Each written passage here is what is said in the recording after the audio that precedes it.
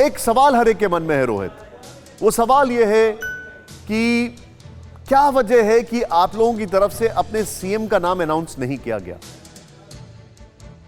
देखिए, सीएम का जहां तक अनाउंसमेंट की बात है नाम की, तो देखिए पार्लियामेंट्री बोर्ड अभी कैंडिडेट्स अनाउंस हुए, जल्दी पार्लियामेंट्री बोर्ड निर्णय लेगा। और पश्चिम बंगाल का ही, जिस तरीके से आपने देखा, पश्चिम बंगाल का ही बेटा होगा, पश्चिम बंगाल की धरती पुत्र होगा, जिस तरीके से माननीय गृह मंत्री जी ने भी कहा, बहुत जल्दी आपके सामने आएगी चीजें। लेकिन महत्वपूर्ण विषय, एक तरफ मिथुन चक्रवर्ती दादा जैसे लोग हैं जो आज भारतीय जनता पार्टी के साथ जुड़ रहे हैं, और पूरे देश में, दुनिया में जिन्होंने भारत का नाम किया है, और तरफ ममता जी की जो पार्टियों में जिस तरीके जिनको कैंडिडेट बनाया जा रहा है, जो अभिनेता कह सकते हैं, सयोनी घोष जैसे लोग हैं। ये वीडियो, मैं फोटो शायद इतना अपमानितजनक है जो मैं दिखाना भी नहीं चाहता था, लेकिन जिस तरीके से आप देखिए, एक शिवलिंग के ऊपर वो किस तरीके से कॉन्डम लगाते हुए ऐसी, और क्या लिखा उन्होंने, गॉड्स गॉड। रोहित, मुझे लगता है ये सब हम अवॉइड करते हैं रोहित, ये सब हम अवॉइड करते हैं। देखिए, ये सब अवॉइड करते हैं रोहित। मैं देखिए, क्योंकि अगर हम इस सब की बात करें रोहित, आपने मेरे अभी तक एक सवाल का जवाब नहीं दिया, क्योंकि अभी हम मिथुन चक्रवर्ती के विजुअल्स पे थे, तो मेरे को लगा वो आउट ऑफ द बॉक्स होगा, पूछना अच्छा नहीं रहेगा। मुझे एक बात बताइए, महंगाई के लिए आप लोग क्या कर रहे हैं? महंगाई आपके लिए मुद्दा नहीं है? महंगाई के आप लोग क्या कर रहे हैं? उनको ममता दीदी कैंडिडेट बनाने, एक तरफ मिथुन दा जैसे लोग हैं इतने, और आपकी जहां तक देखिए मुख्यमंत्री पद की जहां तक आपने प्रश्न, मैं आपसे फिर से महंगाई का सवाल पूछ रहा हूं।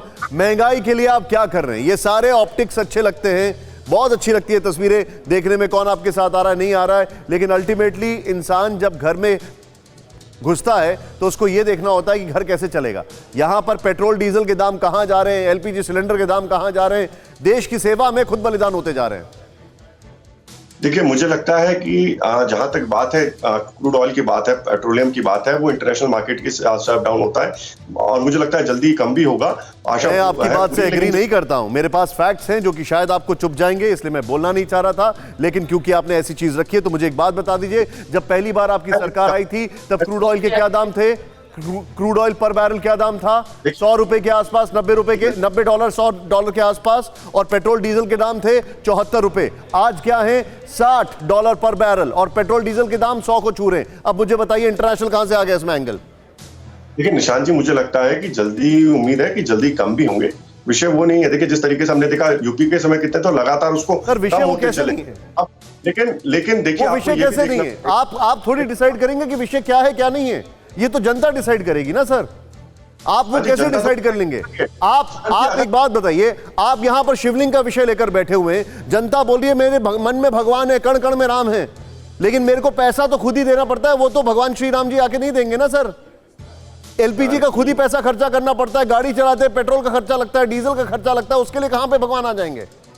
निशांत जी, अगर 30 सेकंड दे दे तो मैं आपका जवाब बताइए। हाँ, देखिए, जनता की जहां तक बात है, जनता ने हाल ही में हुए जो गुजरात के अंदर निकाय के चुनाव थे, या बाकी देश में सारे जगह चुनाव में, वहां पर जनता ने बाई इलेक्शंस में भी जवाब दे दिया।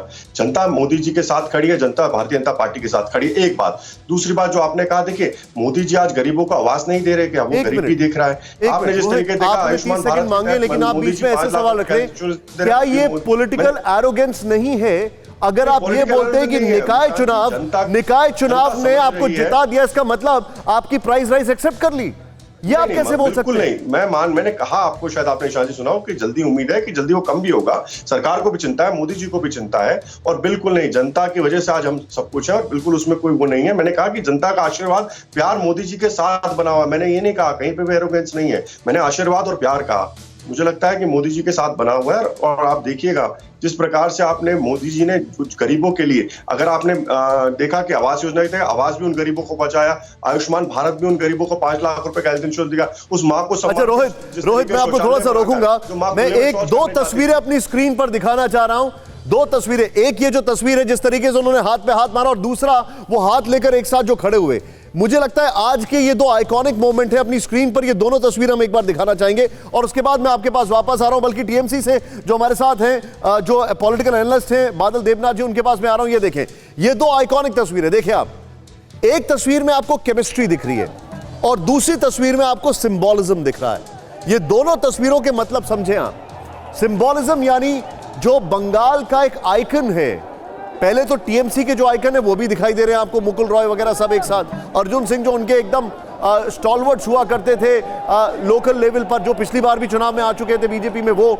दूसरी तरफ कैलाश विजयवर्गीय और ये जो था, ये अपने आप में बताता है कि किस तरीके से अंडरस्टैंडिंग हो चुकी है, दाल गल चुकी है, बात बन चुकी है। ये क्योंकि तस्वीरों से ही आप बहुत सारी चीजें रीड कर सकते हैं, इसीलिए आपको ये दिखाना बहुत जरूरी था। खैर, अब मैं सीधे चलूंगा, मेरे साथ बंगाल से बादल देवनाथ जी मौजूद हैं। बादल देवनाथ जी, मैं आपसे एक चीज जानना चाहता हूं, छोटा सा सवाल है। जो बड़े बड़े आइकन थे, पहले तो आपके अपनों ने आपको छोड़ा, अब बंगाल के लोगों ने भी बीजेपी का हाथ पकड़ा, अब आप क्या कहेंगे इस पर? वहां पर सीधे सीधे दिखाई दे रहा है मिथुन चक्रवर्ती, सौरव गांगुली उनसे अक्सर बात करते रहते हैं, ये सारे लोग बीजेपी के साथ हो रहे हैं, इसको डिनाई नहीं कर सकते आप। निशान जी, फिर मैं बोलूं, 10 मिनट मैं बैठा हूं, 1 मिनट फिर मैं ले लूंगा।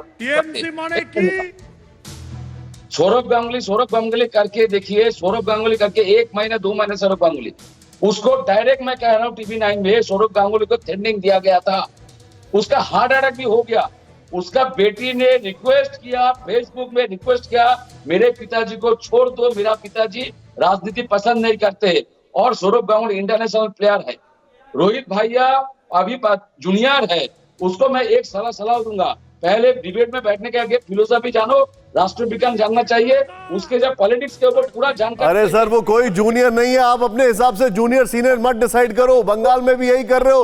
रोहित अच्छा पुराना सीजन आदमी है, छोड़ दो सर। फिक्र आपकी, सोमवार से शुक्रवार रात 9 बजे सिर्फ टीवी 9 भारतवर्ष पर।